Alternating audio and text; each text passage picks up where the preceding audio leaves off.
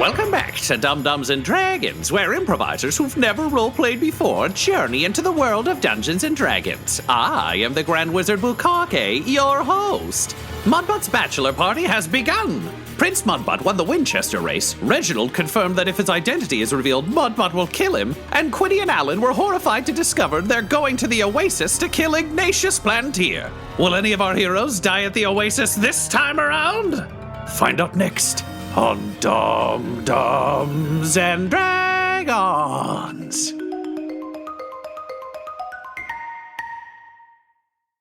You find yourselves in the front lobby of the Oasis, somewhere that you previously encountered Annan for the first time. But as you walk in, you can already tell that things have changed a bit. The Thiefies took over the entire venue, but now you're just kind of it's like if you've been somewhere when there was an event or a convention going on, and then you just go when there isn't. It's got a much different vibe. So things are a little bit more relaxed, just kind of people coming and going. You can see a number of people who are clearly dressed kind of in Burning Man regalia for Ignis Plantier's Fire Festival. But generally speaking, it's a bit more of a regular day at the Oasis, if that makes sense. You approach the service desk, and obviously there's no Annan, but instead you find an orc who is wearing like a velvet suit jacket, so like a purple velvet suit jacket, and she's got kind of like small spectacles just kind of balanced on her nose. And she is doing that classic thing that always seems to be what people are doing at a hotel desk, where she's like looking down and writing something as you walk up. And she looks up, pushes the glasses kind of up over her eyes, and suddenly just, 10,000 watt grin of service staff. And she just says, "Hi, hello, welcome to the Oasis, your destination for fun, revels, and hijinks. My name is Larkspin Arden, and I am your hospitality host currently. Do you have a reservation, or would you like to make one?" Mudbutt, party of four. Pardon me one moment, sir. And she quickly pulls out a desk drawer and rifles around it, and then puts on a party hat. And she comes back up and she's like, "The bachelor party. Welcome. We've been waiting for you for some time. Very happy that you're checking in here today. We have a number of delights all lined up for you. And you can finally make use of that brunch table that we've had on hold for you for months." Perfect. Months and months. So basically, you have booked Mudbutt. What do you think your version of a fun bachelor party weekend suite would be? Would it be the most expensive suite? Would it be the roomiest suite? Would it be the smallest one so that you can all really get to know each other? What do you think his vibe is for this? It's the biggest. It is the biggest room they have. I got both of the biggest rooms, and they're both adjoining. So there's two of the biggest rooms. They're at the very tip of the pyramid. So it's all glass. So you can all look around the desert and stuff like that. And it's also just full of pork barrels and apple barrels and wine barrels. Great. So she takes you up to that room. Again, Alan and Quinny, it's just super weird to be back here. You keep kind of looking around. Most notably, no one asked you to check your weapons this time around, and you notice that everyone is carrying weapons. So Larkspin explains, so Oasis has been home to many events over the years. We hosted the Quinnies about a year and a bit ago. But as you can see, the hotel is now under new management, and things are considerably safer. After realizing how many smuggled weapons were occurring, we've now changed our policy to allow open carry and ask that our guests police themselves. Turns out it's just easier to clean up a mess than it is to try and prevent it. So that's what we do here now. So please keep your weapons at hand and try not to cause a ruckus. There are armored golems around to help enforce the peace, but generally speaking, we just ask our guests to take care of themselves. After all, what happens in the oasis stays in the oasis. Okay, so solving the problems of weapons with more weapons. That's correct. We tried a nicer, more civilized way, and it Flawless ended logic. in murder. Flawless. Well, I will say, Says the woman who carries her weapons in her brain. Proliferation really worked for the Horde. Let me tell you that. No horde. We don't have a horde. No, I meant the whores in my favorite brothel. There we go. Oh, Yeah, I was going to say roll a check, but I think you covered yourself. So, Mudbutt, you grin, knowing that you based on the the fantasy Yelp board reviews, may have found a better brothel, and you're pretty excited to put it up against whatever Butthole's experienced in his life. But that's for later in the day. For now, you arrive in what is now known as the what do they even call this? The Royal Suite. So you recognize, Alan, the space that Avalon Riker previously held as his office when he was briefly installed here, where you found out that he was your father, et cetera, et cetera. Yeah. Of course, now it's a little bit more generic because he hasn't been living here for a couple weeks.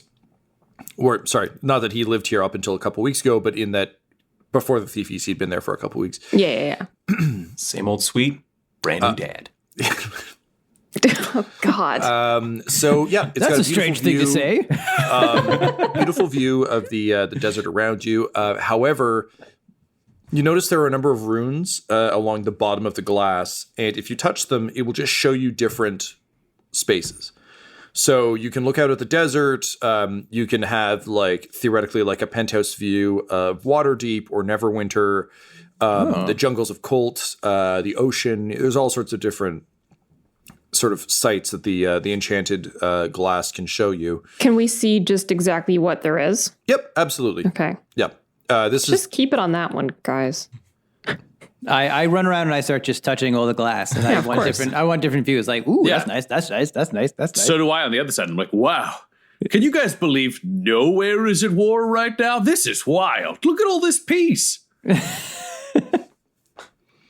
This is a city. It's not on fire. This is a city. Also not on fire. This that's one, normal, no corpses. right, Butthole? That's totally normal.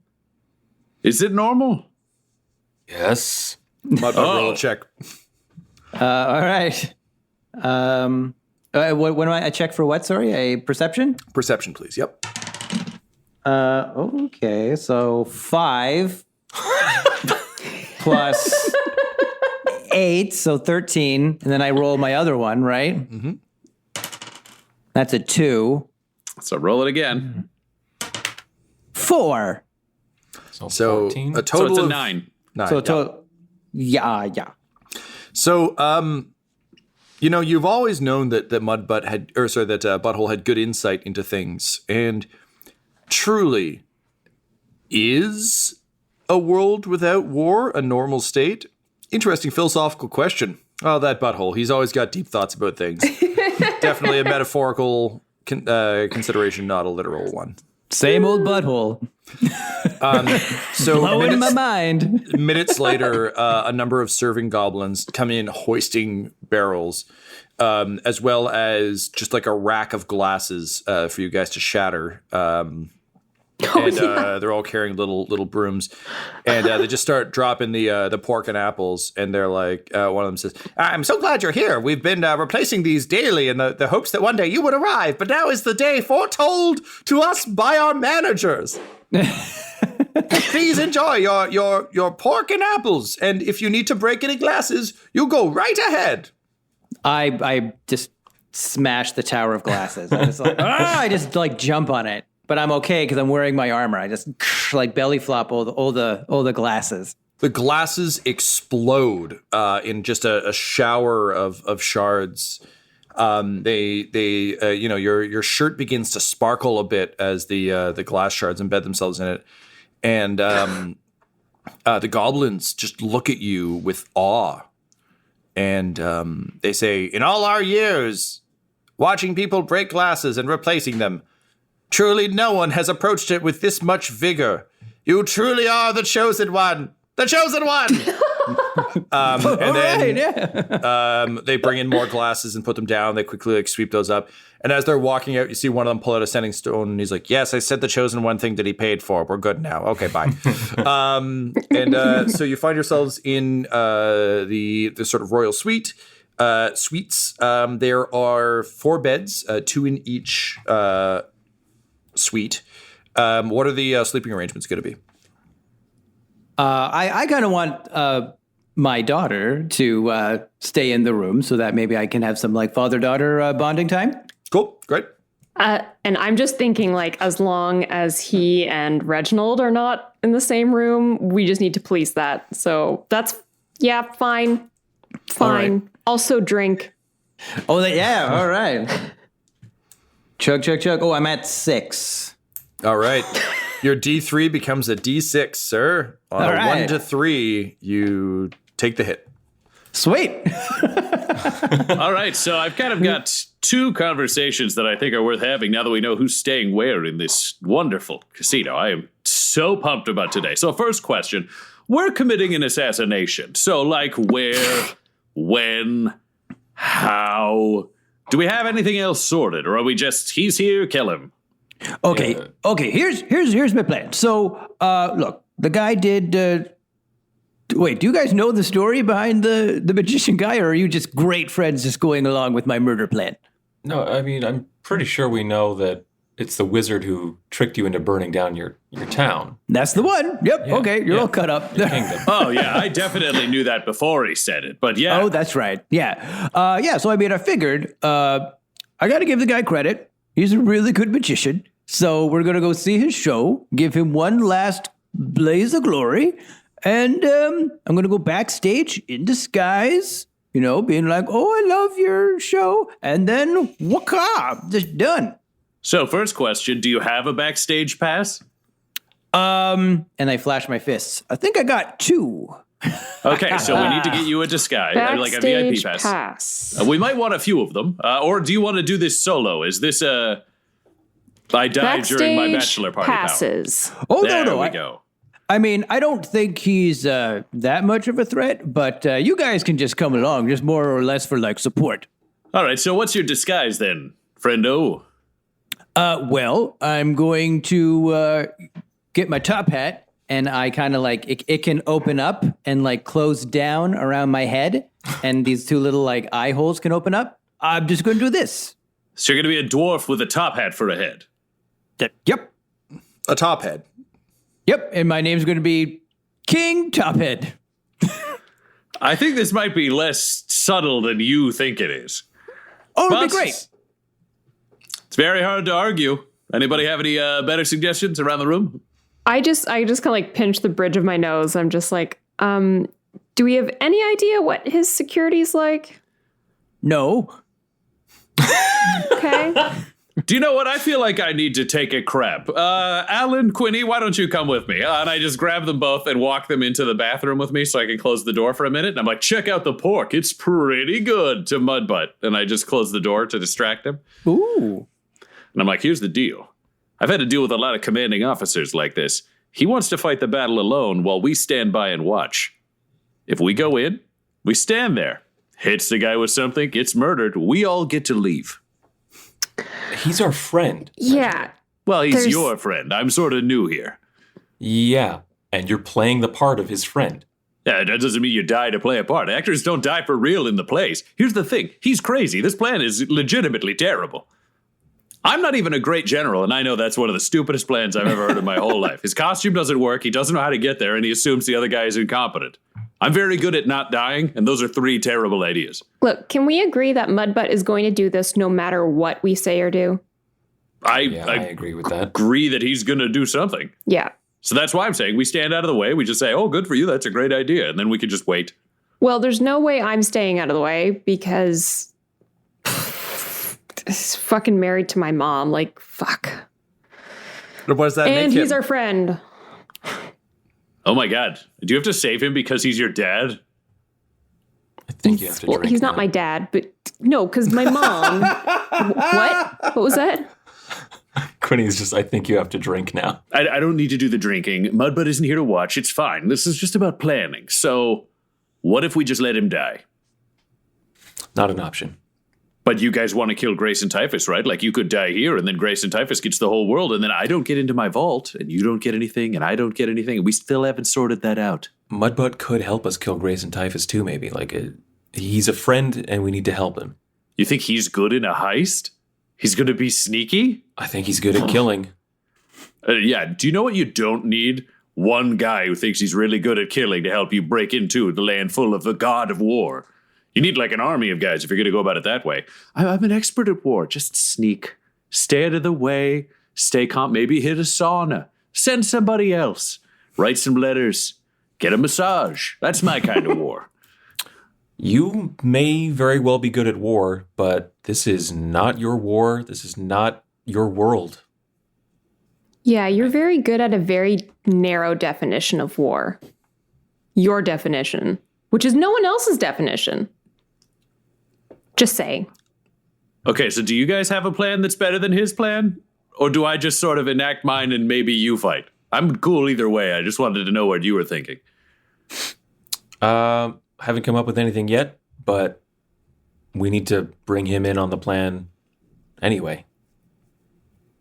Okay, so it's his plan. Nailed it. All right, this is cool. My point's still valid. You can think of something else if you want. This is great. Also, just for our collective understanding, I misspoke earlier. The Fire Festival is late tonight. It is not tomorrow. So this is all a one-day affair. Oh.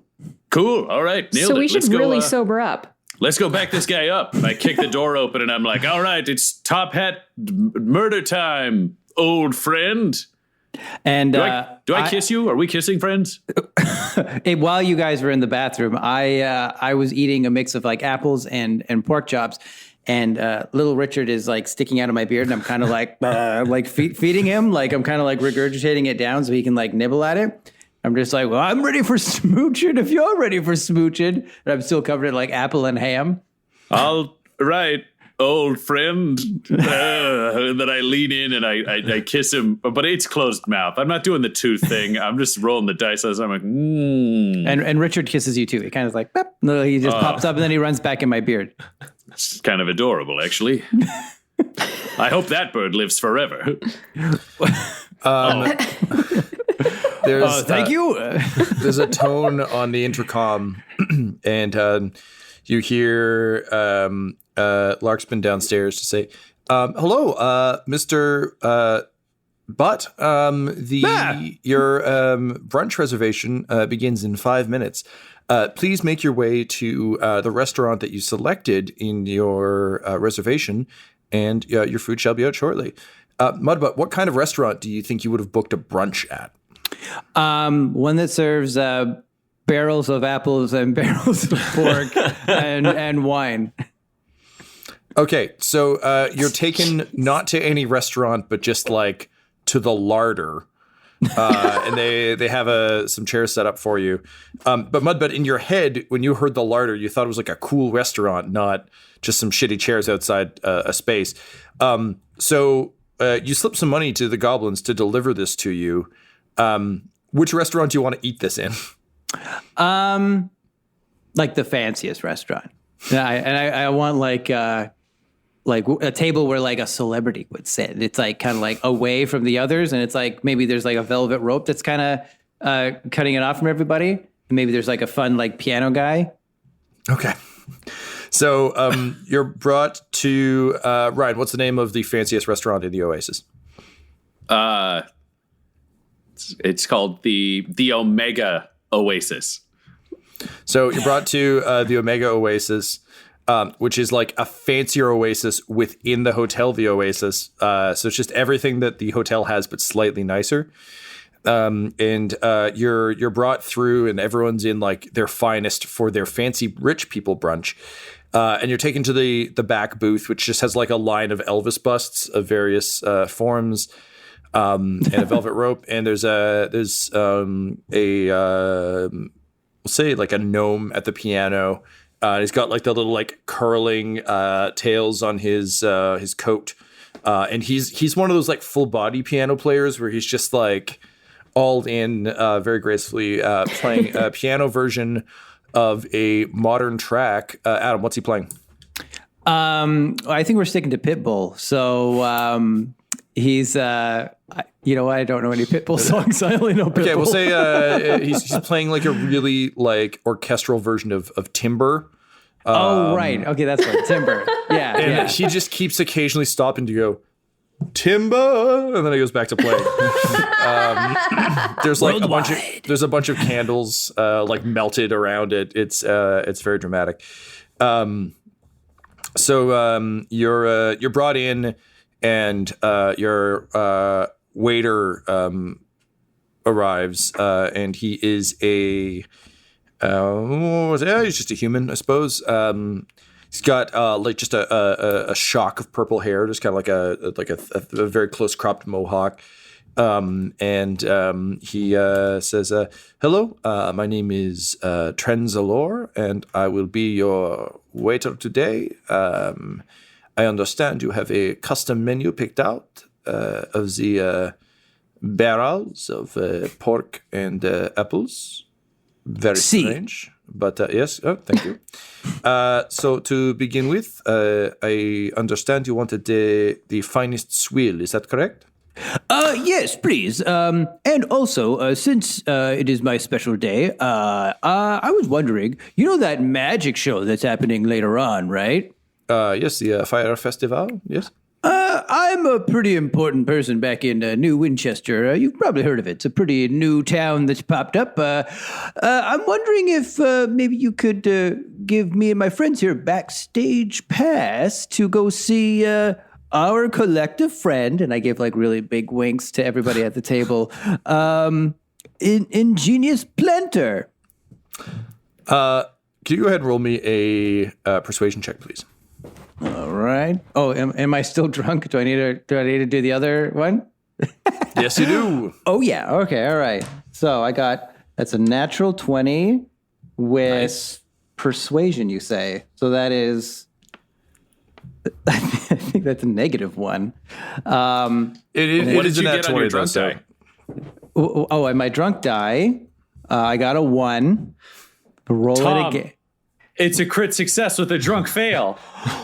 It's a messy success! Yay! All right. So, Mudbutt, you are being incredibly convincing. And Trenzalore is nodding along, and he's like, "Well, I do not have a pass, but I will see about getting you one." However, as you're really throwing all of your charm and striking poses to try and seem more of a big deal, the pork and apples that you've been consuming just aren't sitting right. You've been pretty much eating pork and apples nonstop since this morning, and then you were in the desert for a bit, and you also went running. So like. Your body's having a hard time. Well, I'm implying you're about to have a messy successy. So Trent says, you know what? I think if you just give me a couple of minutes, I will go talk to the manager, and then you just hurl all over this very fancy waiter in this very fancy restaurant. It's the Monty Python sketch of the really fat guy. Mr. Creosote. Creosote. Yeah. And he is just drenched in bile and pork and apples. You can drop your drunk die back down to a D3. All right. Just because of how much you've lost. I erased 3 drinks, basically? Yeah. All right. But that's how it works in real life. It creates quite a scene. There is now just sort of vomit everywhere. And the piano player is just staring with his jaw dropped. Mm-hmm. And he just yells, "Timber! Timber! And someone comes over and goes, hey, Tim, it's okay, man. It's okay. Just chill out. Timber! It's like, yes, I know, man. It's okay. It's all right. Sir, I understand from your comically matching t-shirts that this is in fact a bachelor party. You must leave. No brunch for you, sir. No brunch for you. I say you good day. And without missing a beat, I'm just like my friend. I think we can work something out here. I mean, yes, I just projectile vomited on you and that delightful man playing the piano. But like you said, it is my bachelor party, and I believe, unless they've rewritten the laws, that I have diplomatic immunity for the remainder of my party. I mean, prove me wrong. That's what I heard. I do. You should get something from the 20, and you're definitely not getting a backstage pass after vomiting on him. So I'll say the 20 grants you diplomatic immunity for minor offenses. That sounds pretty minor. You can't murder anyone, but you apparently can vomit. So you won't be it won't be charged to your room or anything. But they are demanding that you leave the brunching zone. Well, can somebody? I just ordered like 20 barrels of apple and pork. Can somebody at least carry this stuff? Well, would you like to speak to the manager? I would. Yes. So I want him to carry it for me. Oh man, all right. Prince Mudbutt's really just a bit of a Karen, eh? You know, just make a mess and demand the manager deal with it. Anybody? Oh yeah. I wonder what he looks like under that hat. I think I know his haircut. So with that, the four of you are led back towards the kitchen, and Trent explains that he'll have to kind of take you through the kitchen to get to the manager's office. So he opens the door for you, and you all start to make your way into the kitchen. And then suddenly the door slams behind you and locks from the outside, and the lights go out, and you can hear people creeping around. My flaming warhammer is in my hand. You hold it up, and you can see dim shadows crawling sort of along the walls and the ceiling. It looks like an ambush. Oh, I don't remember paying for this. I don't think this I've got restaurant's dark up to vision, code. so can I see anything more than that? No, you see It's figures creeping towards you in ninja garb. Listen, I don't know who you are, but all I'm going to say is we can 100% team up, because evil goals being achieved is sort of what I do. Hello, new friend. I'm not sure. The important thing is we're going to team up. They call me Reginald. I am here to serve, and I just like give a bow, and I'm like, let's all talk this out. A throwing star comes flying at your head. Roll a dexterity save. Oh, jeez. It's a dirty 20. You're used to people trying to kill you while you give this speech. So you dodge out of the way, and then you just hear a voice from the shadows say, "You will not fool us, chosen ones. Okay, We are well aware of your purpose, and we will destroy you." They're here to kill us. Chosen All right, ones. Hold on, everyone hold on. stop. All right. No, I will kill everyone here. Just lights on. Queenie just grabs Mudbutter's like, Or I Mudbutter, kill is this you. part of the chosen one package? I mean, they called us the chosen one, so I think so. Oh no! What are we going to do? Wink, wink, wink, wink, wink. And I just unstrap my shield. it's a big tower shield. Just, Mudbutt, you need to say something. Mudbutt, what's your armor Reginald class? is going to kill someone. My armor class is 14. You are struck by an arrow. Oh no! Take 9 points of damage. Oh, 9. Oh, geez. Okay. So, well, about 126. So that's 115. All right. well, they always say on the battlefield, in the words of my dear old daddy, if you don't know what to do, charge them. He's just going to run and charge towards the enemy. Roll for initiative. Oh man. 19. 15 for Quinny. 4. 3. Ooh. Because I have disadvantage on initiative because I'm so handsome. Yeah, that handsomeness really slows you down.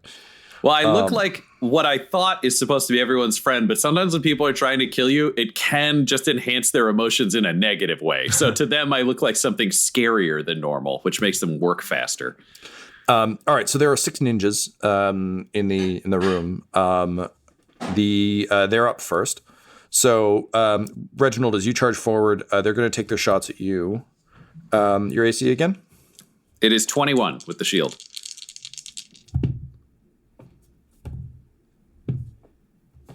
Okay, so the 4 of them who are armed with ranged weapons all like throw a combination of like shuriken and like short bow arrows. They all ping into your shield. Like the arrows stick in, the shurikens just bounce off ineffectively. And then the 2 who are not using ranged weapons are going to drop down and they're going to try and rush past you to get to Mudbutt. So you're going to get an attack of opportunity on one of them. One has a sword and one of them has like a short scythe. Scythe seems scarier, so I'm going to take the swing with the hammer at the scythe. Yep. That is a 25 to hit. That will hit. Great. I'm going to do... So it's 7 regular damage plus 8 fire damage from the flaming warhammer. Okay. So you swing the hammer mightily, and it cracks into the ninja with the scythe, sending them cartwheeling kind of off to the side. You see them like slump into a pile, and then just kind of force their way up to their feet, but they're looking kind of rough. Yeah, cool.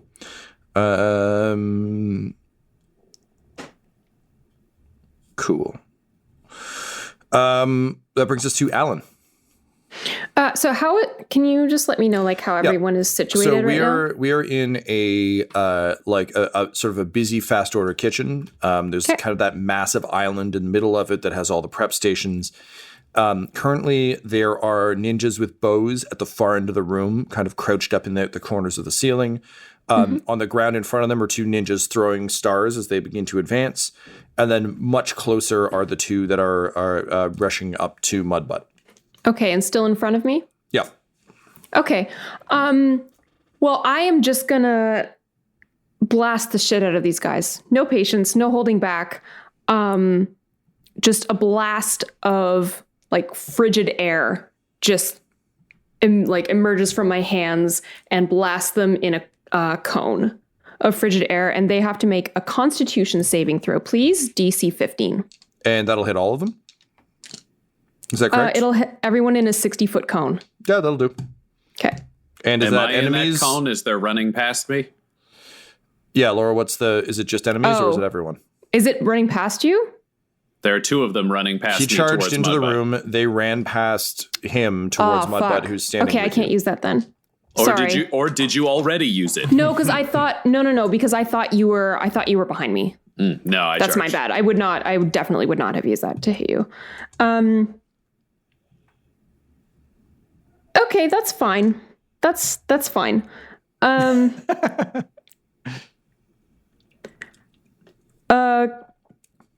I'll just shoot because I want to try to throw them off. So the 2 that are closest to me, I would like to throw 3 magic missiles at them each. Okay.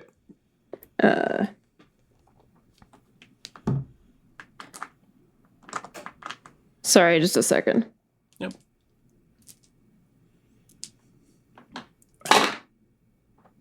Some in the front, I just smoked a guy with a hammer. There's another one running past me. Alan's blasting magic missiles around me, or is it hitting the front 2, I imagine? If it's It's hitting the front 2. Great. So the guy who went past me and the guy I hit with the hammer are both going to eat it. Jesus, 6 and 4 damage. Okay. And I'm sorry, Laura, that was at the 2 that charged past Reginald? Yeah. Okay. So the one with the scythe, you hit him and he stumbles and kind of like collapses, sliding across the ground a bit before coming to a stop. Cool. So he is down. Cool. Quinny. I'm going to take out the next melee guy. Yep, the sword guy. Yeah, he's facing off with Reginald, or did he run past he rushed Reginald? past Reginald. He's just run up to Mudbutt. Okay, then I'm going to basically wheel around and attack him from behind while he's facing off against Mudbutt. Okay. Some kind of sneaky attack. Some kind of sneak attack. Okay. So that's going to be 23 to hit with Frostbite. Yep, that'll do. Boy. Okay. Roll some dice. And I won't have the poison active on this. Okay. This other shit out of the way. Wow, 3 1s. 1, 2, 3, 9, 12, 17 damage. All right. You kind of rush around behind him and just kind of jam your blade up and in. You're shocked to find how little resistance there is once you cut through into the fabric. You feel like the blade kind of like glance off bone. Ghost ninjas. But there doesn't seem to be anything in there. As you withdraw the blade, the body collapses straight down into a pile. They're not mortal. And I'll just like wheel around, like spin around to get ready for the next attack. Cool. Mudbutt. All right, so I got an arrow in me, so I kind of like pull it out, and I'm still doing great. I mean, I'm at 117, and I'm like arrow in the arm, and I'm bleeding, and it's not even 2:00. And then I kind of like unhinge my battle axe, and I'm like, this party's just getting started.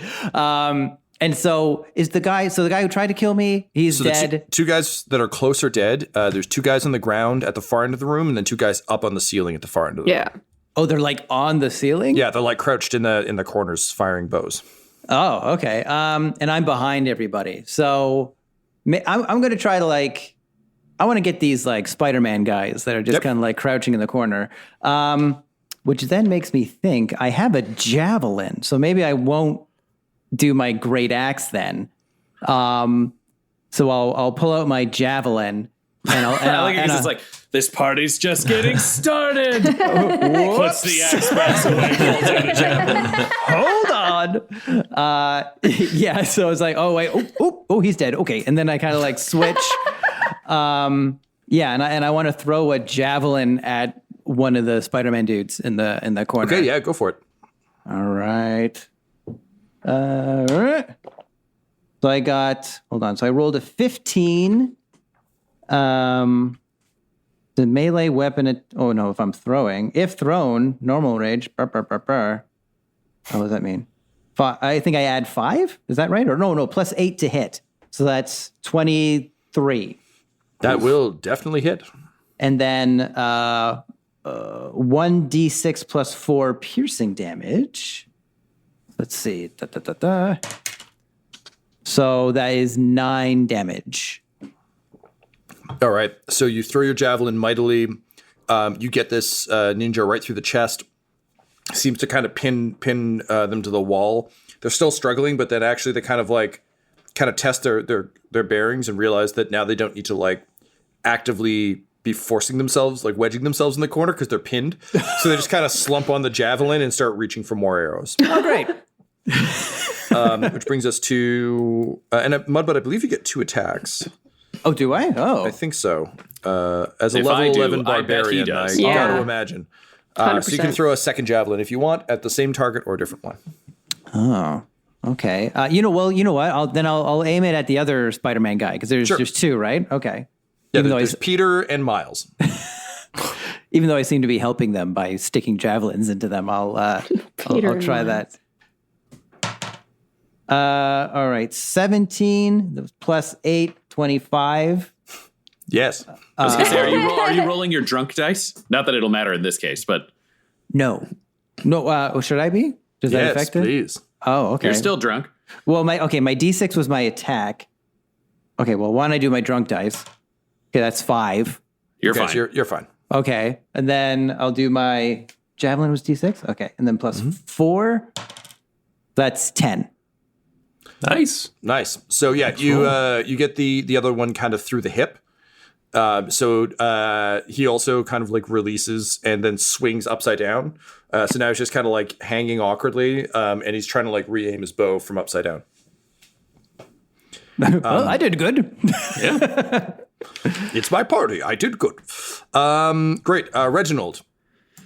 Great. There's the guy who's hanging down. Is there another guy near him?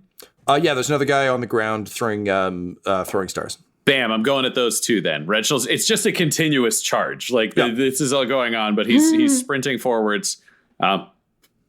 He'll swing at the guy on the ground first, because theoretically guy from hanging from the ceiling is more awkward. So if he can kill ground guy, that's better luck.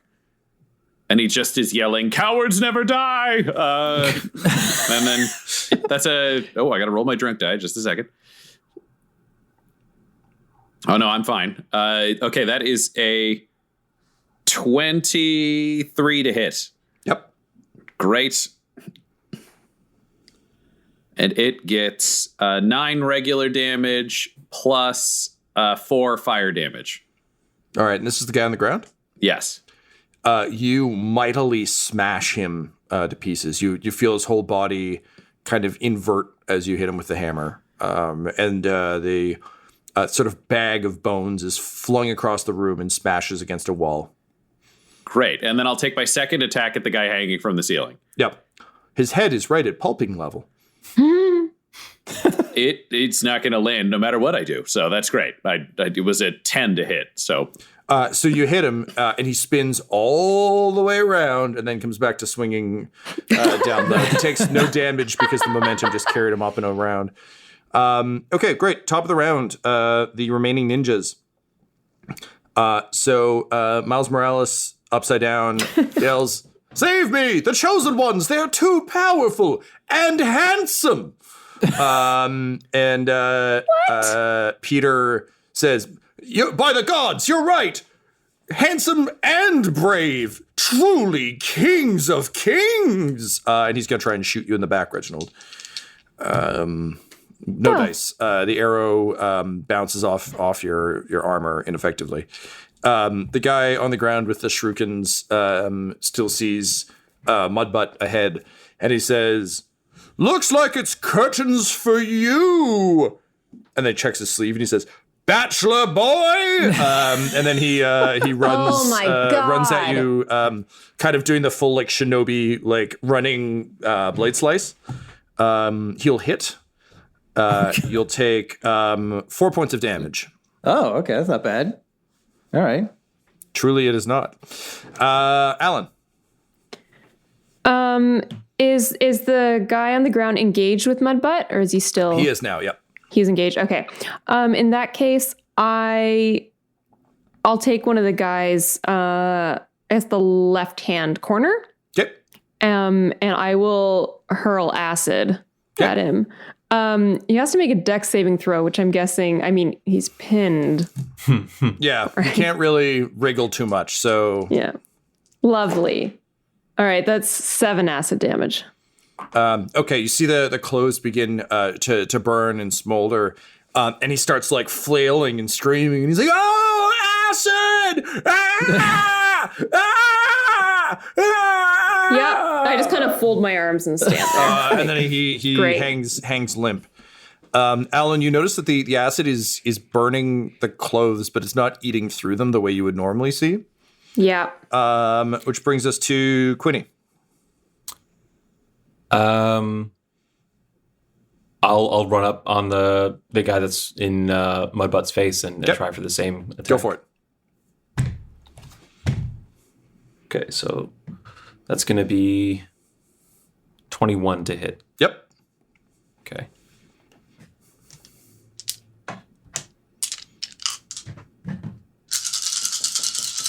Rolling suspense. Yes. 3 ones again. This Good might actually old be the exact triple same one result. Quinny, they call Oh him. man. 3, Well, I mean, that That's didn't stop you from crazy. killing the last one. 17. It is 17 again. However, I didn't add my modifier, so that's 17 plus 6. So 23. yeah, 23 damage. Yay. You cut him down, just like come in, stab. As he collapses, he just yells, "I'm sorry, my dark god. They are too powerful and hopefully generous when it comes to tipping." I hate yeah. this so much. Okay. Which brings us to the final guy who is engaged with Reginald. Mudbutt, your buddy Reggie is fighting an upside down skeleton. What do you do? I kind of pull out like a piece of paper from my pocket, and I kind of look at like the attack that I ordered. And I'm just like, okay, I'm just counting to make sure all the ninjas are there. It's like, okay, so there's 1, 2, 6. Oh, okay, all right, go Reggie, go. All right, so Reginald, I'll give you advantage from the words of encouragement. Also, as a coward, I feel like your only recourse is to end this as fast as you can. So, Reginald, you're up. correct. All right, so I'm just going to try to smack him again the one way.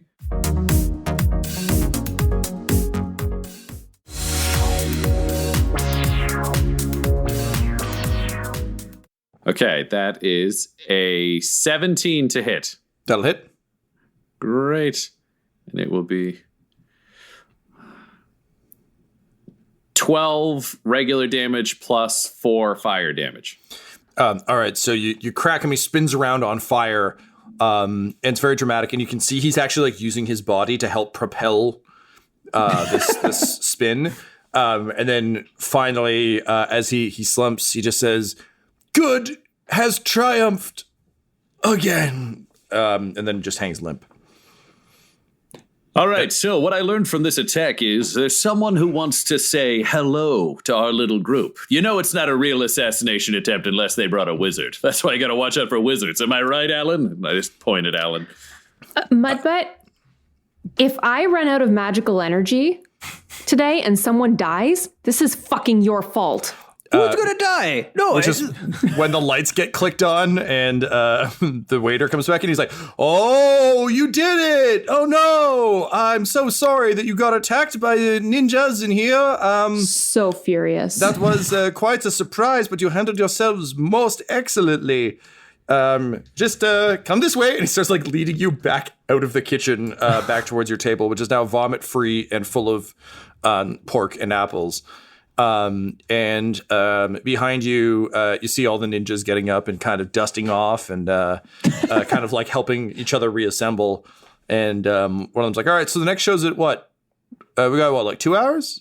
Yeah, okay. I think I'm gonna go read or something. I don't know. That's pretty good. That's good. That acid thing was great, Jerry." And Jerry's like, "Well, thank you." And then they like awkwardly do that like dead actor try to get off the stage thing in Shakespeare where they all like look around hoping that you're not looking and then like scurry out the side door.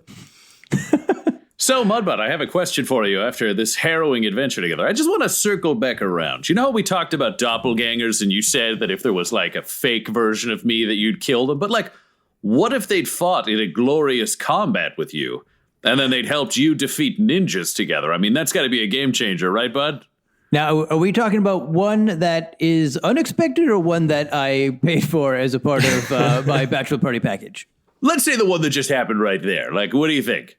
Well, I mean, it's all a game, right? So I don't think, like, look, if I was really in trouble and then all of a sudden, let's just say, for sake of argument, it's you, and you're like, "Hey, I'm not who I say I am. I'm some extra dimensional, kind of like weirdo doppelganger." Look, I've been trying to manage my rage problem since I met your mother, but honestly, I kind of lose it. But hey, that's a good thing that's not happening, though, right? Exactly, it's not happening. So what you're saying is they'd have to save you from real mortal danger. There's nothing else. Not like if they got you a specific kind of cake or like a certain gift. Oh no, my barbarian honor. Sorry, still 3 drinks in. That it demands that somebody has to save me in order to be forgiven. Okay, good to know. Just a point for the table, though. I mean, what if everyone else knew the doppelganger was fake? Like, how would you react to them? Oh, that changes it. So, like, it's not just you. It's like other people are in on it? Yeah, let's imagine that, like, Quinny and Alan both knew that I was a fake butthole. And then they were like, we're going to cover this up. Because I just want to know, because... in a theoretical scenario, those people's fate would be sort of intertwined, and maybe they should all work together more instead of yelling at the fake person in the bathroom. What? The butler What runs are by you chasing a doing, dog, butthole? being like, I am so sorry, this was part of someone else's package. The dog got down. Hey, come back here. Who lets this dog out? And he goes running after the dog. There's a dog package? Oh, man. Yeah. No, I figured out what I want my thing to be for today. Oh, But I you know already what I had your want y'all to thing. do. It was the No, that was dad-daughter just thing. that was just for Mudbutt. That was just for Mudbutt. This Oh, one's we all for get a everyone. thing for each person? I mean, Mudbutt, this For is the up to party. you. Are you just trying to win Alan's favor as your new daughter by letting her have an extra one? Oh, anything for my special little girl. I Yeah. remember when I held you in my arms for the first time when your mother gave birth to you. I was so happy. I get to perform one spell on each of you, and the others get to decide what it is. I don't What like up? this. Oh, I like this. Oh, I am 100% on board for this. This is I going to didn't be plan dope. this. Oh, this is fun. I didn't have to pay for this. Okay, go. Be first. Oh, it doesn't have to be now. Nope. It It's him can be right now. now. He Oh, said but the no. rule. All right. Quinny, you and I get to decide what happens to Prince Mudbutt. Alan, can you please provide a list of your spells? Yeah, sure. So, acid splash, poison spray. We can do magic missile. I mean, feather fall, but then we got to go up to a roof and push someone off. Okay, here's the thing, Witch Alan. bolt. Can we get a list of all of your non-hurtful, non-killing spells? Yeah, I mean, I don't mind a spell. I okay. just don't want, little Richard here to get hurt. And then he kind of his head Benign kind of. transposition. I mean, we can switch places. Vampiric touch doesn't hurt that much. Nope, that's still... I saw you rip somebody's stuff out. Bad. Dimension door. Ooh, I like Dimension Door. All right, what if you open a dimension Greater door? invisibility. Oh, make Mudbutt invisible. I think he deserves that for his bachelor Also, party. phantasmal killer. It sounds bad, but it's just about seeing your greatest fear for a little while. It might do some psychic damage. I mean, I kind of like the Modify invisible. memory. That one's good. No, Mudbutt said he wants to be invisible. Admittedly, it's not his choice, but Quinny, how do you feel about an invisible Mudbutt used right now in this restaurant? I think it's pretty good. I hate this idea so much. What's just the least draining spell you have, Alan, if we have to do this at all? Acid, poison spray. So you're saying you just want to spray acid or poison Mudbutt? Alan, this doesn't seem like a real gift that you should give your dad. Do prestidigitation on something. I'll take prestidigitation. Sure, do that to Mudbutt. I don't know what that is, but it sounds nice. It's like a massage, right? I told you, it's the only way to go to No. war. Well, what do you want me to do? Prestigious digitation sounds great. Clean up the puke that's on his shirt. Yeah, okay, I can do that. Great. And I clean an area 1 cubic foot. As you do so, Mudbutt, your shirt is refreshed. You smell like clean laundry. Ooh. A lesser known side effect of prestidigitation. Jesus, never mind. Prestigious digitation, as you would put it. As you do so, you just see like like a goblin and an elf who are like carrying away a mop and bucket.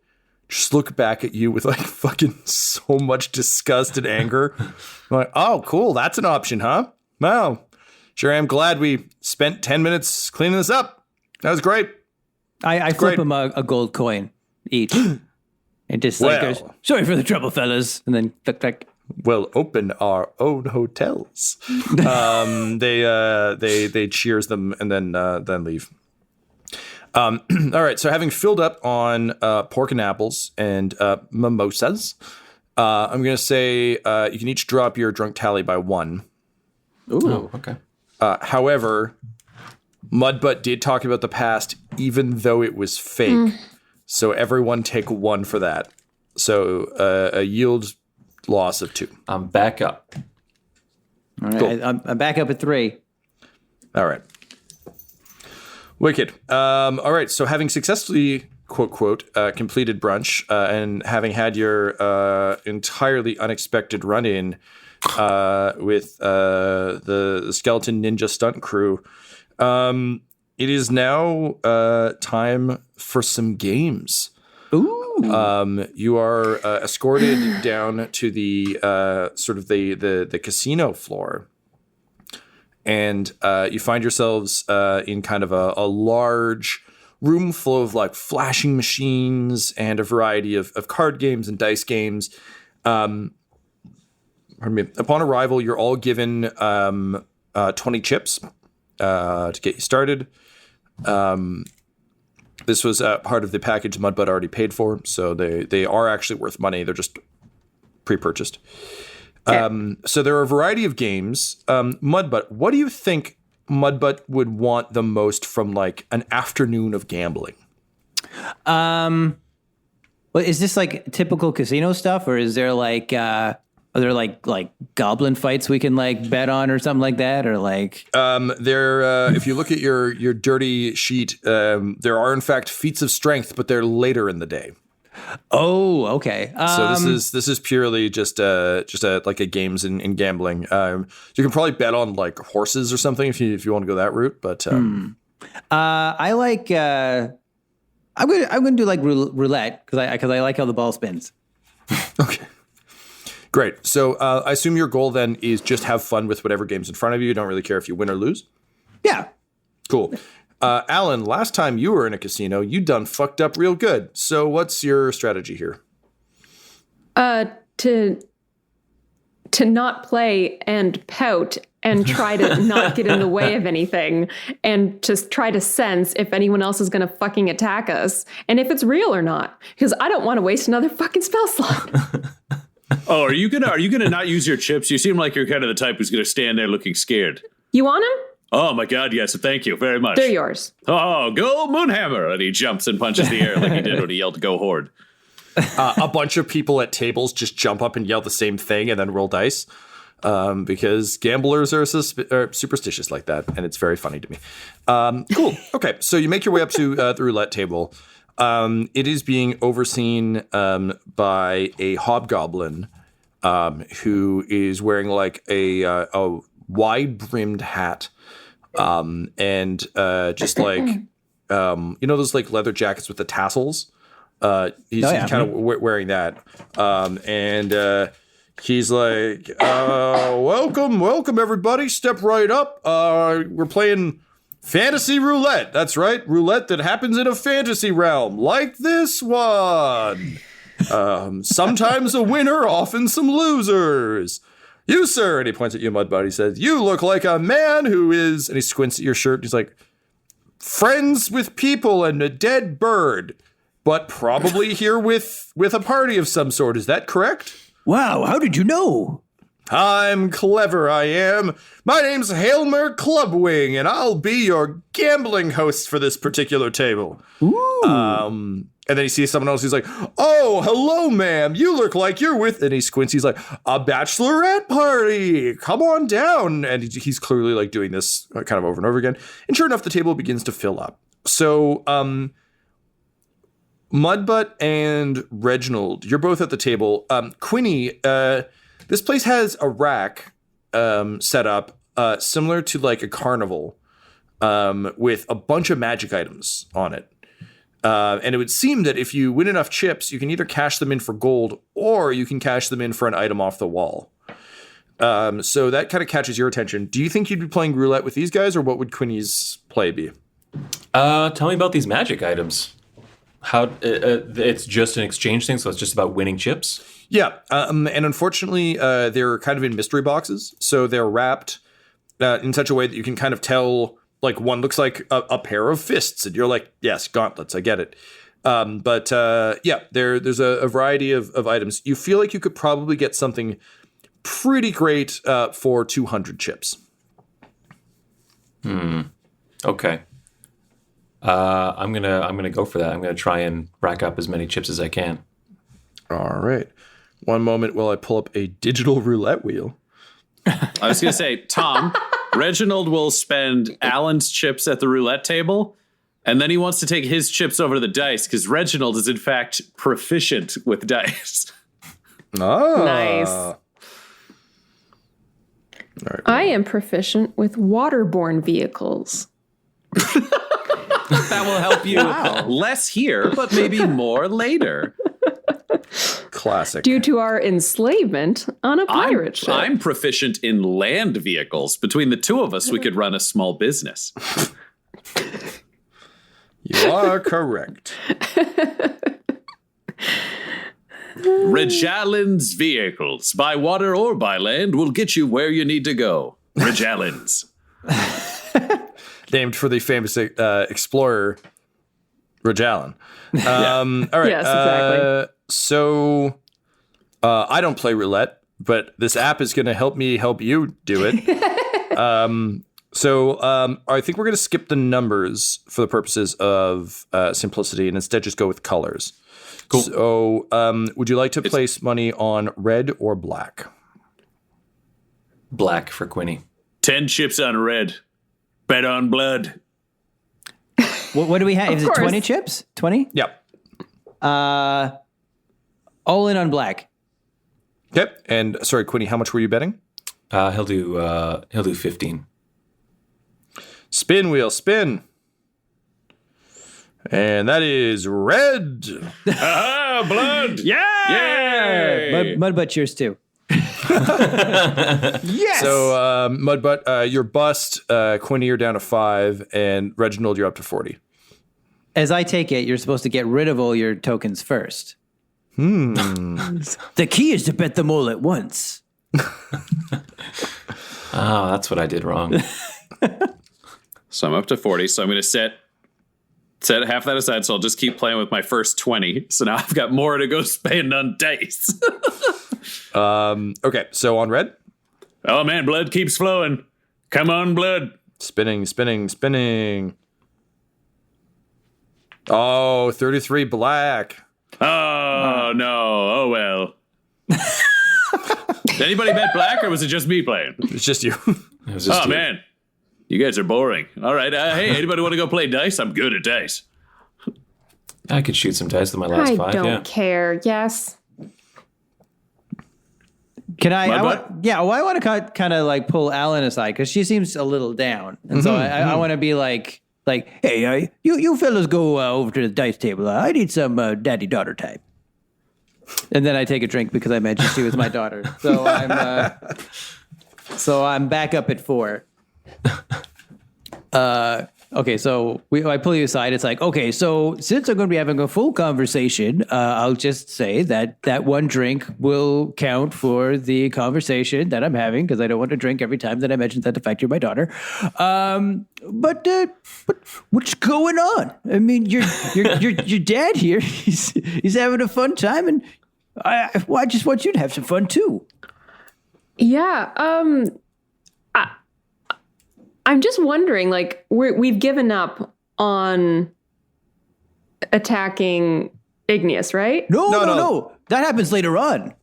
Yeah. So we're just gambling. Yeah. Getting drunk. Yeah. And developing no plan whatsoever But to we're this bonding. dangerous situation that will happen later today. Right. I just want to make sure we're all clear. But I mean, we can't just go after the bad guy, right? I mean, he's there. He's not going anywhere. He says he's here till October. So, I mean, like, he's not going to run away. You know what? Like, my real dad is like an asshole, but at least he always had a plan. But, like, unlike your real dad, I'm right here, and I'm here to listen. Look, I was going to give this to you after the bachelor party, but maybe I should give this to you now. And so I kind of pull out this piece of paper, and it's like I made a little, like metal out of paper, and it's like colored in with like crayons and like magic markers and stuff. And it's like, to my number one daughter, love, Dad. And I kind of gave it to her, and I was like, I just kind of a little something just to show that, I just want to be there in your life and just help you out. Yeah. Well, yeah. Well, the longer we keep playing, the less likely you are to be in my life. Because Because you're going to die. tonight. What? No way. Do you see this arbor? I'm like super good. Yeah. Okay. You're gonna die. All right. Well, I guess that's it. I guess I'll go kind of just sit over there and feed Richard. And I kind of just slowly, sadly walk sober away. up and start thinking about like how you're gonna kill this Plantier guy. I just sadly walk away. As the Hulk TV show theme plays. And Hey, Mudbutt, do you have any chips left? What? No, you're supposed to be done your chips by now. Don't you know how to play? I'm playing dice. You want to come watch? You can have some of my chips. I'll give you 10. Oh, okay. Yeah, let's all go bet together. Okay, we're going to keep the dice game real simple. It is a D10 and... Yeah, okay, we'll say a D10 and a D4. And you're trying to get closest to 14. Cool. I have proficiency in dice. How would that help, or does it not? You can re-roll the 10. Dope. Okay. All right. What do you think? I'm just going all in on one. Let's see what we can do. We got to get some real chips out here, right, friends? So what do we do? You bet 10 chips and I roll the dice. Oh, Because okay. I'm better at rolling dice than you. I've done this during my time with the army. 10. Quinny, you got your own plan, or are you in? I've got 5 and I'm going to roll. Okay, he's doing his own thing then. All right, so Mudbutt and I are in together. And I'm putting it all in. So between the two of us, we have 40 chips. Let's see what happens. Go ahead and roll them bones. I will roll for the dealer. We're closest to 14? Yeah.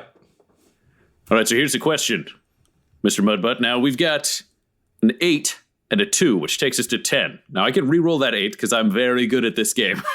However, we're stuck with the end result.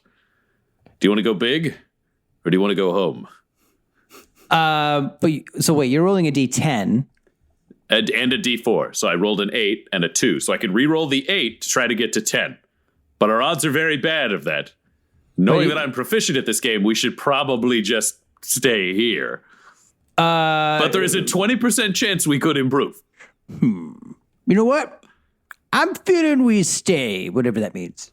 Yep, exactly. We're going to stay. And I just do that hand thing that you have to do for like the goblins in like little cradles from the roof watching the tables. Sure. Quinny, what'd you get? I rolled a 9. Okay. House rolled a 10, but 8 is high. I had a 6 and a 4. So, Reginald, you win. Hey! All right, how about what's our rate of return on this, Tom? No, just double it. I don't want to do math. Dope. All right, we're up to 80. So, Quinny, you look at the prizes. How much do we need to do real good? 200. All right, let's put it all back on the table, baby. While this is happening, I'd like to take a walk around to see if I can suss out where the magic show is happening and just start gathering intel. Because fuck it, I don't want to die. So the magic show is part of the Fire Festival, which takes place out behind the casino grounds. He's set up a whole cool Burning Man situation out there. Okay. There's like medical tents that people can sleep in. There's like sandwiches with some lettuce on them. The whole thing, really, truly a millennial dream. But the magic show is at a stage at the far end of that. From the sounds of what you can kind of ascertain, until the show occurs, he's kind of in protected areas, so he'll only kind of be vulnerable during the show itself. Okay. All right, we rolled an 11. We're going to stay. We're doing good. 11. Stay. I rolled a 6. Dope. So 160. You're so close. Hey! But wait, how are we going to get rid of them all? Don't worry, we're going to give them away for a prize once we get up to the good number. So we got to win 40. All right, so we're going to put 40 down for this die roll. Let's see what happens.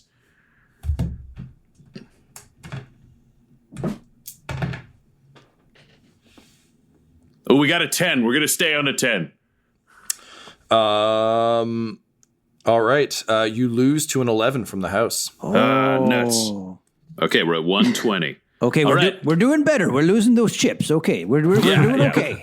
Everybody's feeling pretty good right now. All right, I'm going to bet I'm gonna bet 100. Let's get in there. Oh, that'll do it. Okay. Big spender, big spender. A round of here, come over here. I want to make a drink order. And I just lean in the lady's ear and I'm like, a water for me and the halfling, and an alcoholic drink for this guy. And I'm like, hey, yeah, 3 drinks. Woo, drinks. And then I roll.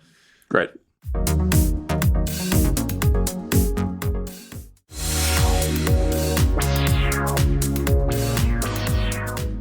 Oof.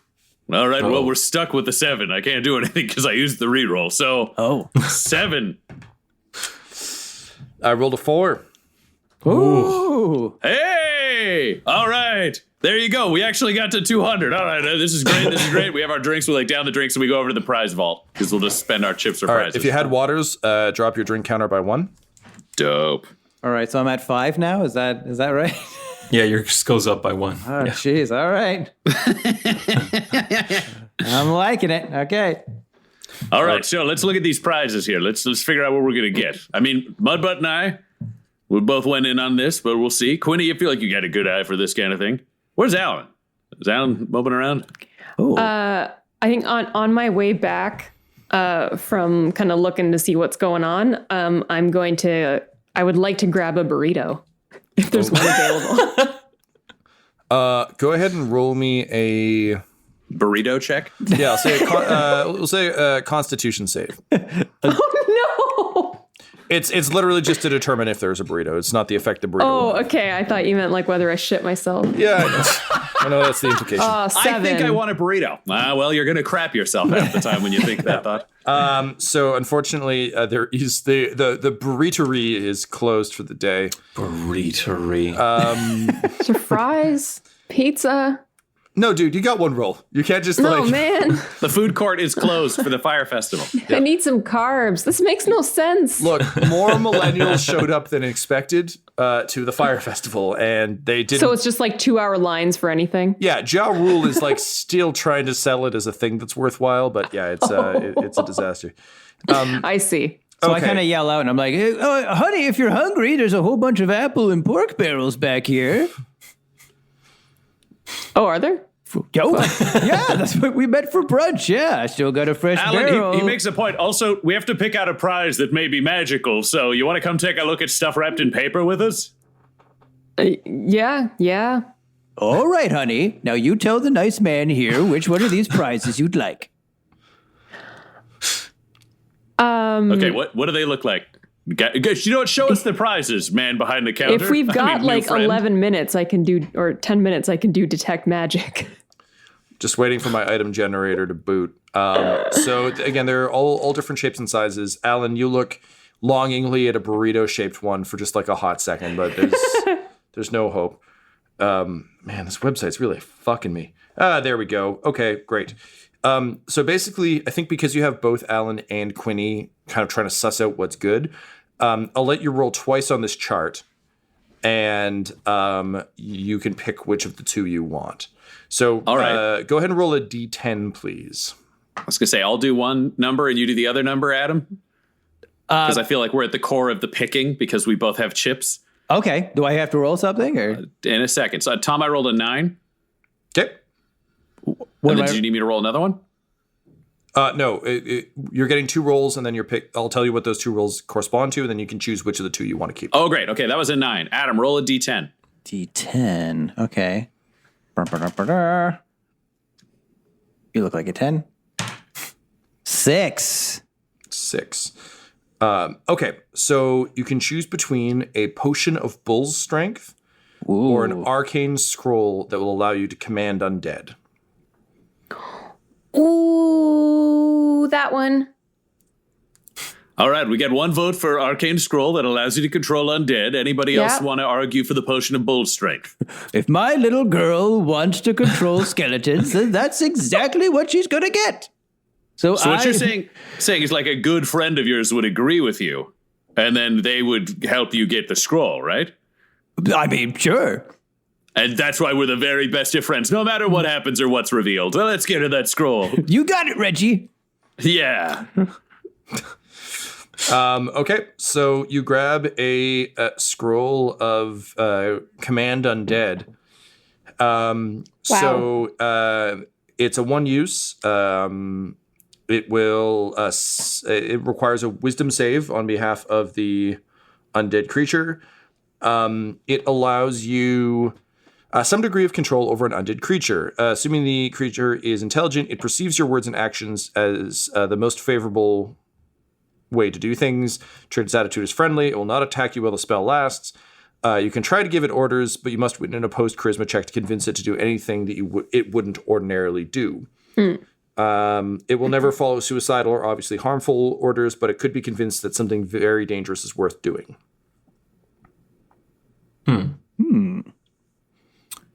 Cool. I can't remember. Do wizards have the ability of, instead of using the scroll, to just learn the spell from the scroll? Yes, if they take a bunch of time to do it. Like, it's not possible to do in a day, but it's like, I think it's a couple of weeks or something. Unless the DM says no in the case of our show, in which case no, which is also an option. Yeah. I think that's probably how I would lean, which is just that this is meant to be like a burn it and go. Yeah. Yeah. So one use, it's a scroll with like a shard of bone attached to it. If you speak the words and snap the bone, then the spell will go off. Alrighty, so we get that. Now, Mudbud, I got kind of two questions for you. One, what's the next thing on our list, buddy? And two, how the fuck are we going to get those backstage passes? Because you barfed all over that waiter, so we don't got nothing. Oh, my stomach gets me into more trouble than I deserve. Seems Man, like as a Doctor Who fan, I'm like a little bit nervous about this waiter having been named Trenzalore. I'm not gonna lie. I don't know if it means anything, but freaked me out. So, Mudbutt, your plan to get the backstage passes was to either try and sweet talk people along the way, or to win the feats of strength, which are known to hand out VIP passes as rewards for succeeding. But the feats of strength are not yet. That is one event away. I like look over his shoulder and see the thing, and I'm like, I just want to be clear.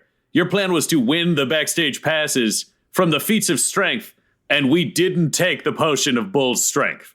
Yes, that is correct. Oh, Well, bold choices are being made today. Bold choices. Like Bold. I said, if my little girl likes skeletons, then she's going to get all the yeah, skeletons you're she an wants. idiot. Hey, come on. I'm trying my best here, kid. It's his bachelor Try party. harder. Look, I know I missed all those baseball games way back when, but like, I'm here now, and I'm listening. And I kind of like have a little pamphlet of like how to be a good dad, and I'm kind of like, well, I said that, and she still doesn't like me. Do you know what? Let me just take Alan aside for a second. I feel like it needs to be like a friend to friend conversation here. You're doing great. And I just want to like walk Alan over to a corner, and I'm like, Alan, listen, you don't know me terribly well, and clearly you have a lot of parental issues. So do I. My dad's a nightmare. Also love him. He protects me, but he hurts me. It's a really complicated relationship, and he's a terrible person. No parent is perfect, and as we grow up, we learn that our parents are mortal, in the case of most other parents. Mine, immortal, terrifying, but mortal.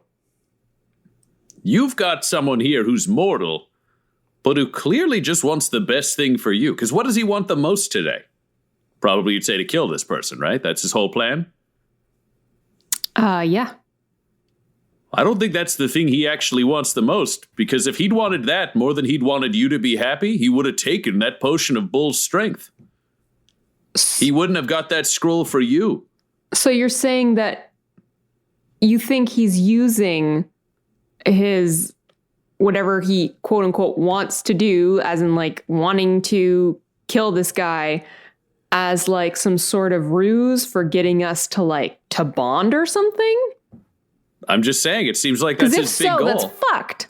Well, I mean, is it? What do you spend your time doing? Because from all the stories I've heard over this last little bit, it sounds like you travel around and kill important people. I don't understand that, but it seems to be your thing. This Plantier person, would they kill you if they met you? Maybe. The term wizard fight echoes briefly in your head. That's right. I was trying to remember if we'd met this specific guy or not. So that was a different guy, but Yeah. he's one of the Plantier siblings. From an outside meta version, we met this guy at the Thiefies, which is where we found out about Winchester, and he was a bit of a peener, but that was all. You also met him at the auction. Yeah. Yeah. So here's the thing. If this is a big wizard who's going to be your enemy at some point, then maybe Mudbutt's taking them out for vengeance, but for protection, and he invited you because he knew you were better at this, and it would be a chance for the two of you to do something together that you're very good at and interested in. It's like a shared interest, thinking about you and himself. I'm saying, best case scenario, you actually have a solid parent who is mentally ill and an alcoholic, and you're going to have to deal with that. And and invents memories that we don't have. Yeah. Well, Yep. Or you have an ally who's useful, who will help you kill someone that you actually want to kill in the end game anyways. So, I mean, I see like you've got two kind of big options here, which is roll with it and try to make a success, or keep treating him like crap. And you've already said you're going to fight this fight no matter what. So then he'll just be sad. I just hate going into things like this so unprepared. What if okay, this is going to be from out of nowhere, but think about it. What if you start calling him dad, but then start asking for more thought on the plan? You know, give him something he wants, and then you get to wheedle. It's about gifts and wheedling. That's the key to being a great child, to get the most out of your parent. If I was like, Dad, shut up, this plan's stupid, women are better fighters than you, I would get punched into the ground and I'd be dead. Instead, I'm like, you're right. But have you noticed how the other side had a lot of female mages and now we work for the Horde? Also, I brought you these skulls for the Lord of War or whatever. Take these skulls. Definitely wasn't somebody else who did the killing. I'm so sad. But also, what about that? And then he learns. Could you embrace Mudbutt to save Mudbutt? I hate to admit it, but you have a point. So I think the thing you got to remember is just gift and then wheedle. That's your new strategy. The old G and W. All right. So, and I'd turn around and just be like, okay, Dad. And I'm kind of sitting on a stool, and I was like being sad, and like I had Richard on my finger, and I was kind of just like sadly tooting my flute, and he was just kind of like dancing on my fingers, like do, do, do, do, do, do, do, do. And then you said Dad. I was like, ooh. I put him back in my beard, and I'm like, wait, what did you say? Dad.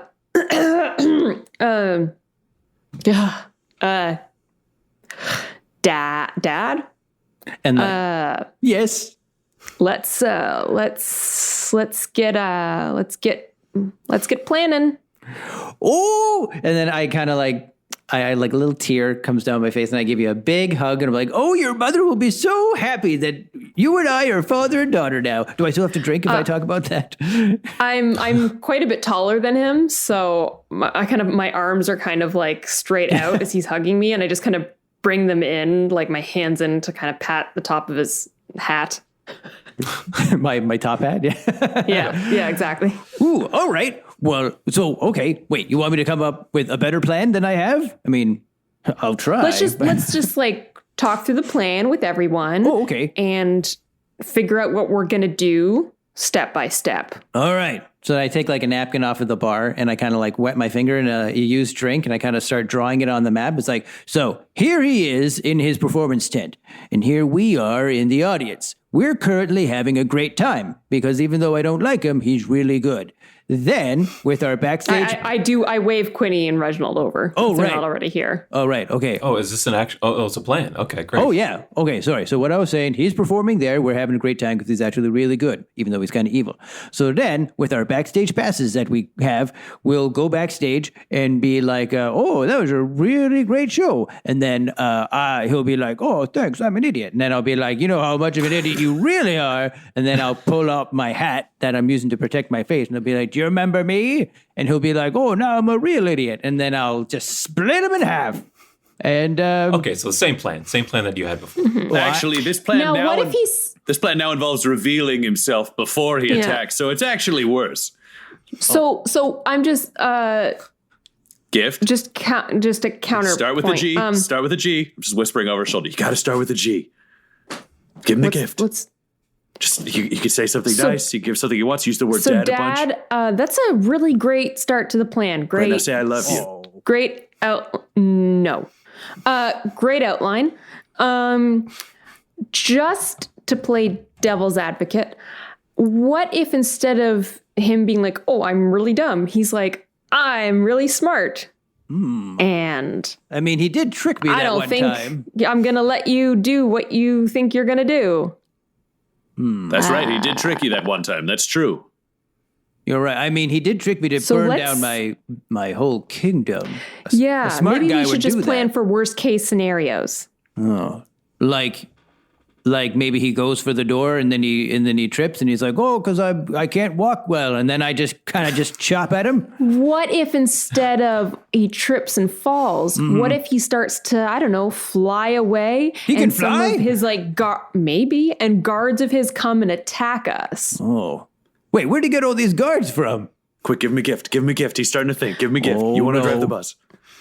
Oh, I know. No, okay. Dad? We'll buy the guards some souvenirs, and then when they're all preoccupied with them being like, "Well, I wonder where I'll put this in my house," then we'll sneak in and we'll chop him in half. I throw my hands up and look at Quinny and Reginald and be like, I can't do this. Okay, you got to give him another gift. Just say I love you. It'll shut him up so hard. It'll be great. Oh, Say I love you, Dad. is there no other way? I love you, Daddy. That'll hit him the most. Oh, I've tried the other. It doesn't work with the wheedling. You have to wheedle your way around. Just say I love you, Daddy. Just gonna be. You have that book Cyrano de Bergerac? We're doing that. So I'll just whisper in your ear. I love you, Daddy. I literally have like my hands on my chin. I'm just like moving my mouth like, "I love you, Daddy." But I'm worried I'm worried Oh no! that he might be too strong. that he might be too strong. Your plan relies on me, Your plan relies on me. and I might not be strong enough because I'm your little girl. And I might not be strong enough Oh, don't say that. I mean, because I'm your little girl. So we need a better I just plan. almost throw up. Keep the barf in your mouth. Keep the barf in your mouth. I know you're new, but so I need a better plan. Say it. So I need a better plan. I need a better plan. Yeah, you can't ask me questions out loud. It really blows. Sorry. So can we plan something to make me more safe because I'm a harmless little girl? So can we plan something to make me more safe? And I grit my teeth because I'm a harmless little girl. And that's I love Alan, you, Daddy. can you roll a I deception love you, check? Daddy. I don't believe harmless little or girl coming out of Alan's mouth. 11.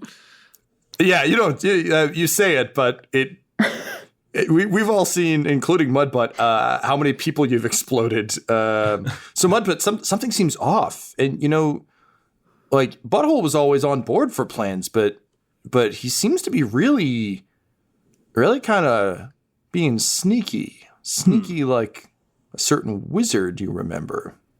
now Am I sensing that he's No, you're But this having is the hap- full body reaction that you as Laura, a player, Okay. just had. So yeah, what's up with that, Mudbutt? I just to interject here. I can't help but notice that Reggie, you're just kind of like getting real close and like whispering as we're having this conversation. That's kind of rude. Just not to be a stick in the mud or anything like that. Well, I just here's it. Just a second. Here's the thing, and I go over and whisper to him, and I'm like, I've been trying to get Alan to come around to the idea of calling you Dad. That's why I worked her over there. She came back. She says, "I love you," and Dad. I'm trying to help her break through her feelings, but she needs some coaching. So I'm okay. helping her. You can see she's bad at it. She means it, but look how bad she is at saying things out loud. Now hold on. I don't like people talking about my daughter this way. Now, look, you have mud butt blood flowing through your veins, and that doesn't mean that you are weak.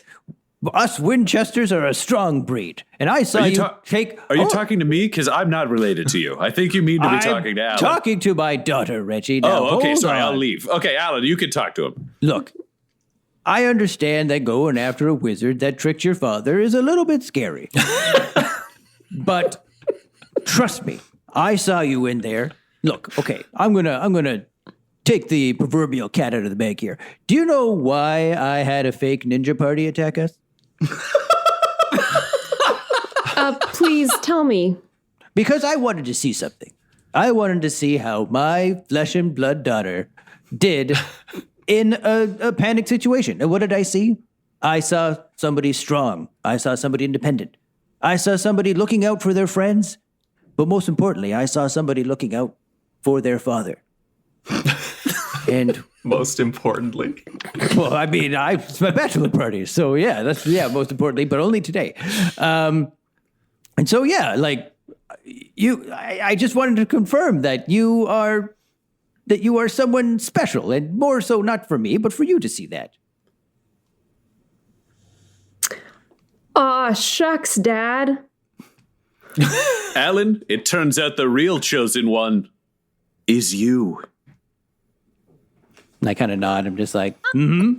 So, I mean, look, I'd really like your help with this bad guy wizard. And I'm not going to beat around the bush here. Your old pop's been taking lumps on the head his entire life. So maybe I don't have the kind of smartsies that you have. But, I mean, do you have a plan to take him out?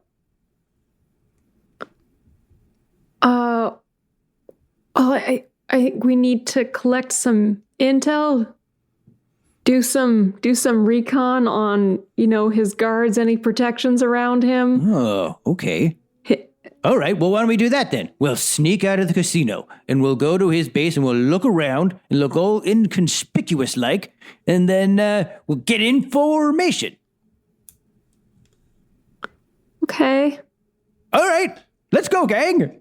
So with that, you all sneak out of the casino, not paying any mind to the man in the tuxedo with the long red cape and long dark cane with white tips, doing close-up magic nearby, whose eyes follow you the entire way out. This episode of Dum-Dums and Dragons features the voices of Ryan LaPlante at the Ryan LaPlante on Twitter, Tyler Hewitt at Tyler_Hewitt on Twitter, Laura Hamstra at EL Hamstring on Twitter, our special guest, and our DM Tom McGee at McGeeTD on Twitter. This episode's sound was edited and mixed by Laura Hamstra, and Dum-Dums and Dragons artwork is by Del Borovic, who can be found at delborovic.com. Our theme songs are And Now for That Massive Coronary and Skipping Through the Orchestra Pit Part 1 by Peter Gresser, and our ad music is No Control and Chiefs by Jazzar, JAHZZAR, all available at freemusicarchive.org. When it comes to Dum-Dums and Dice, you can visit our website at dumdumdice.com. Our Twitter and Instagram are at dumdumdice, and on Facebook at facebook.com/dumdumdice. But most importantly, we've got merchandise at redbubble.com/people/dumdumdice, or you can join our Patreon at patreon.com/dumdumdice. That's DUMBDUMBDICE. And tune in next week for more Dum-Dums and Dragons.